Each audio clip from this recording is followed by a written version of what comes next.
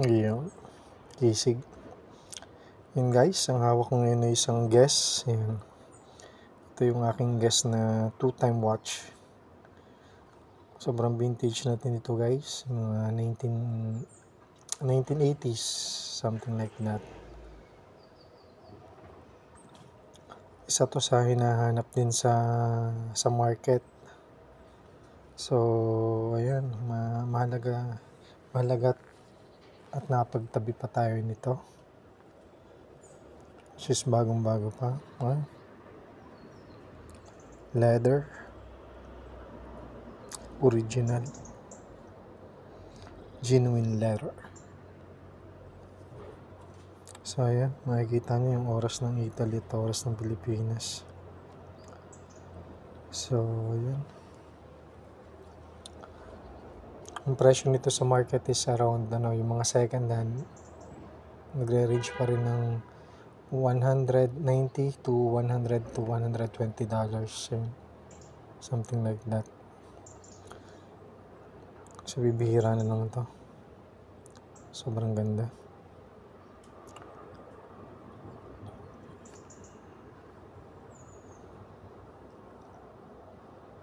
Yan ang Guess 2-time watch.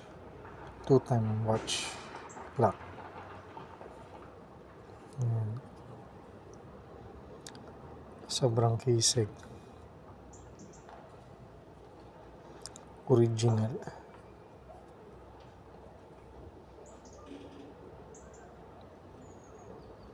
Yan ang paglipat sa oras sa Italy. Ito naman sa Pilipinas.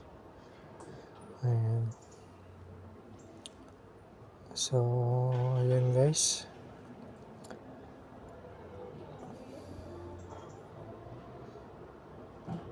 Kung magkikita kayo nito, maalala nyo si UDH. Yan. Naisip nyo ba, may collection pala na si UDH? Ayan.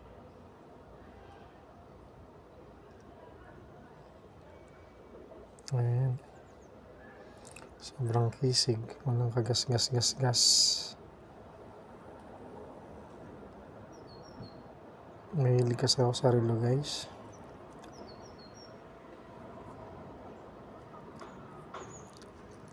Ayan.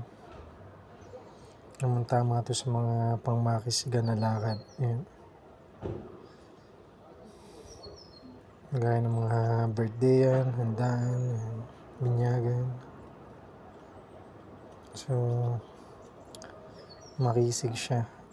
Para siyang executive watch. Ayan. So, maraming salamat guys. Sana magustuhan nyo yung video na to. Abangan nyo na lang ibang upload natin. Ayan. Di ko alam bukas, baka merong tindahan ng mga antique. Sasama ko kayo bukas. Makapag-live. Or magbibideo lang ako. Okay? Salamat. Ciao, ciao, and arrivederci. Ciao, ciao. Bye.